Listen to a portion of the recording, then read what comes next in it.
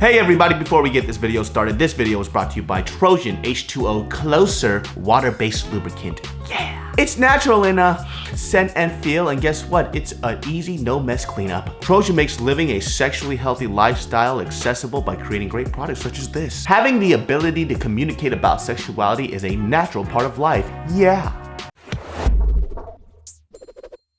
Hey everybody, welcome to another episode of Real Talk, where we talk real stuff and we get I like trying to act tough, it makes me feel dope. Anyways, I see you out there with your ab ripple looking all sexy. You know what an ab ripple is?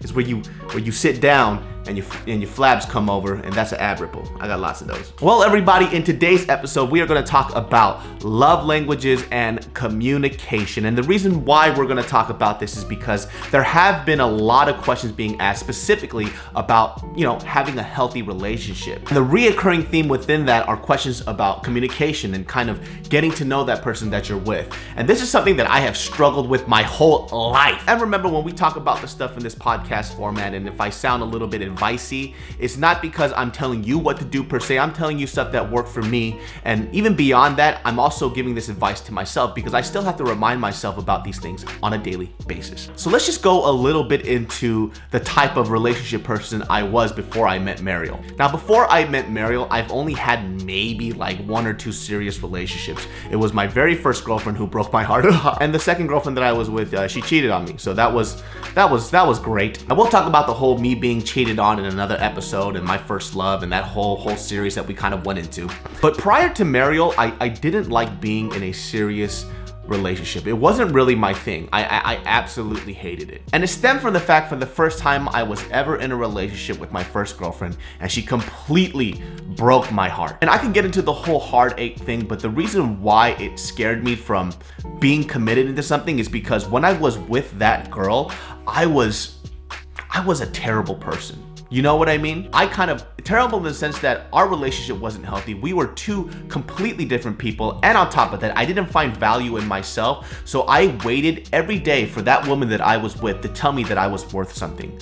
So when she didn't tell me I was worth something, or when she left me, I felt like my existence didn't matter. Do you have any idea how big of a loser I was? And I think that fear was always in the back of my mind, right? I based my whole existence and my life off of what somebody else said that I was. If she told me I was a good person, if she said I was a fantastic human being, I was like, cool, I guess I'm a good person. But I couldn't tell it to myself. I couldn't say it to myself, and I wouldn't believe it even if I did. So because of that experience, this is basically what happened. I took myself away from all these distractions, and I said, you know what, dude, you gotta really focus on yourself. You gotta figure out who you are first before you even think about getting with somebody else. And I did. The problem with that is that I became inherently too selfish. All I could think about was me. Well, yeah, it did help me develop who I was, but when it came time for me to be in a serious relationship, i.e. with Mariel, it kind of ruined a small part of it. From the first relationship, I learned that I was a damaged human being, and I didn't know what I wanted, so I had to be a bit selfish.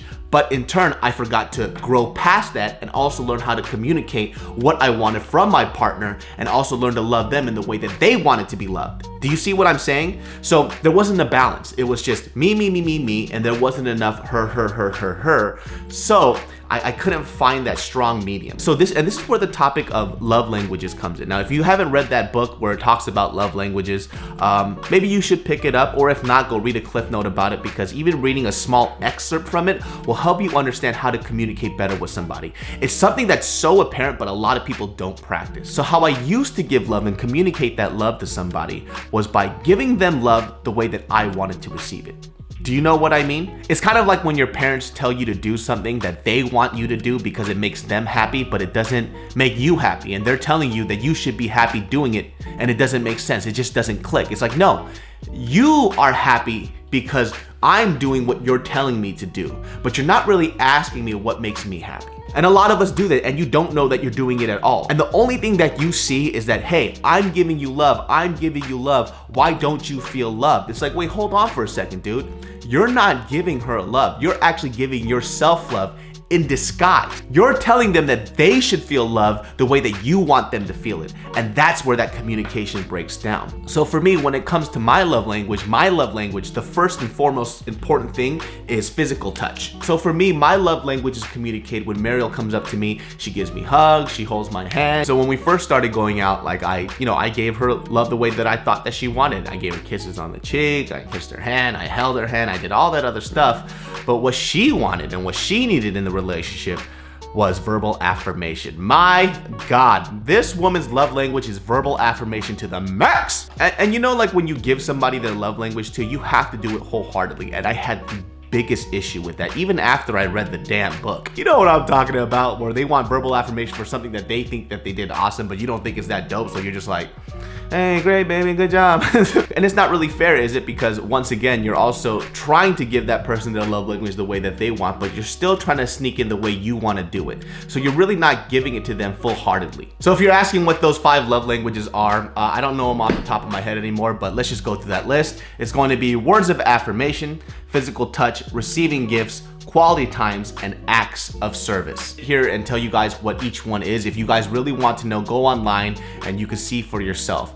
And it'll be amazing what's going to happen. You are really going to figure out, like, holy crap, I guess I really am one of these 5, right? And then it's not just like so black and white where it's just, you know, it's just the one and you don't feel anything else. It kind of goes like in gradients. It's like, well, this is my number 1, this is 2, 3, 4, and 5. But to go back to Mariel and the whole love language and communication thing was, I had to learn how to do things full-heartedly. Once again, it's because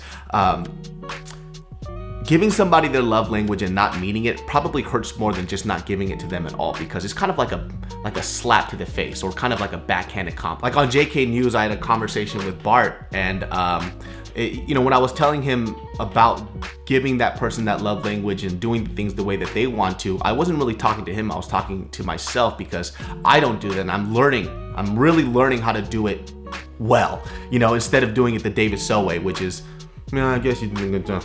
Learning this basic part of communication in your relationship is going to help you a lot, I guarantee you. And not just from like just conversation wise, but I'm talking about in the bed too, son. I know there's a lot of dudes out there that think their penis game is like, you know what, it's on point, this is what I do, every girl likes it. Bro, if you are one of those people out there that talk about your parsible as if it's like God's gift to women, I guarantee you probably ain't slanging it right. I'm not saying that I'm that great at it, but you know what, I've had a lot of women tell me, David, you suck, and I fixed it. So if you guys are having problem with communicating with your partner, show them this video.